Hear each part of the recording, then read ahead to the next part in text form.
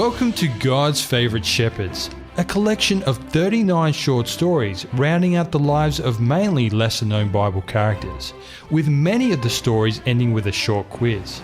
Listen now to the author of God's Favourite Shepherds, Bill Ackland. Today's story is entitled Aphenatop, and the subheading for this story, From Gods to God.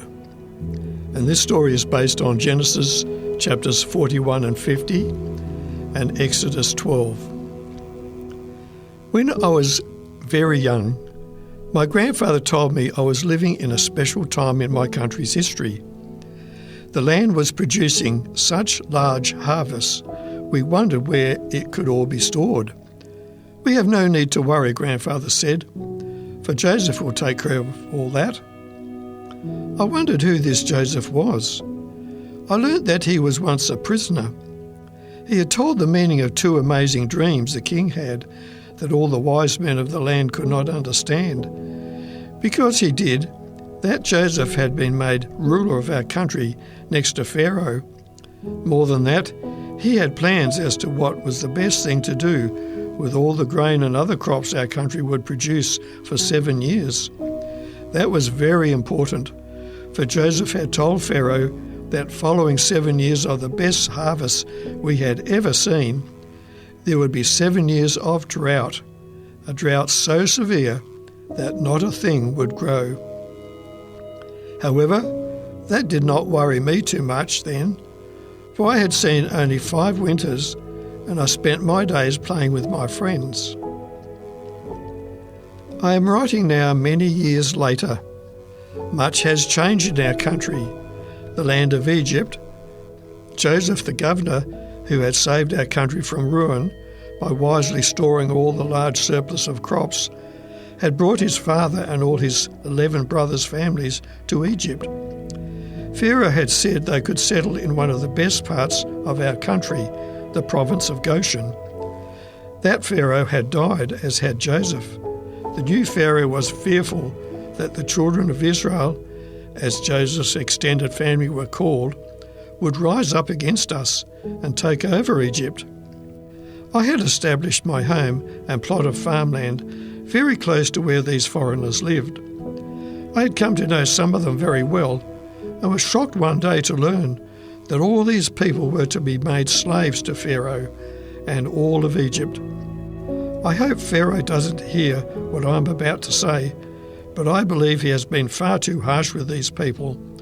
As well as caring for their own land and crops, they had to prepare for major building works in our country, temples and other magnificent buildings that we hoped would last for thousands of years.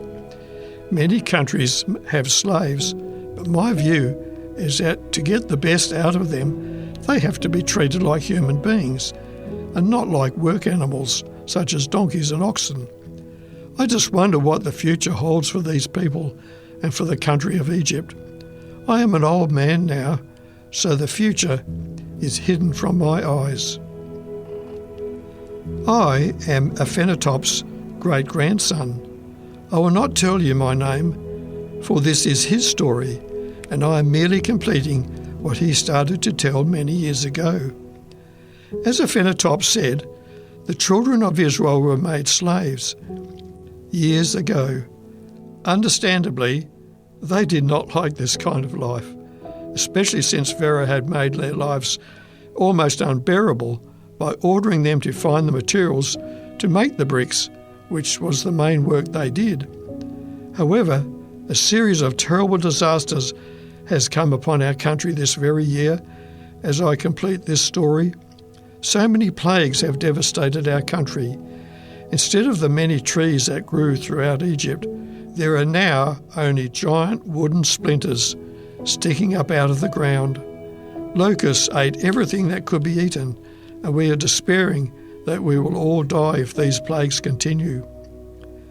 Before every plague came, Moses, the children of Israel's leader, gave Pharaoh the opportunity to agree to them to go out into the wilderness to worship their God. But Pharaoh would not let them go. However, I think that things will change now. As I write, I am mourning the death of our firstborn child and the firstborn of all my flocks and herds. Pharaoh's firstborn son has also died, and I have heard a rumour that the children of Israel are going to leave Egypt tonight. I have been thinking deeply through all the time of these plagues. Someone who can do such amazing things must surely be the true God. If that is the case, then I should worship him too. Perhaps our family should pack up our belongings and take some of our sheep and cattle with us to follow wherever Israel's God leads them. Yes, that is what I will do.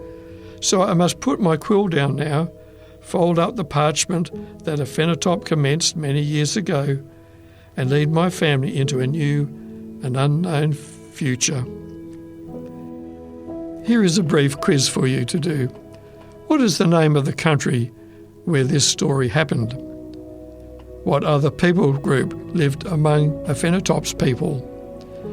In Aphenatop's grandson's time, what disaster happened to the country? What was the last plague the people suffered?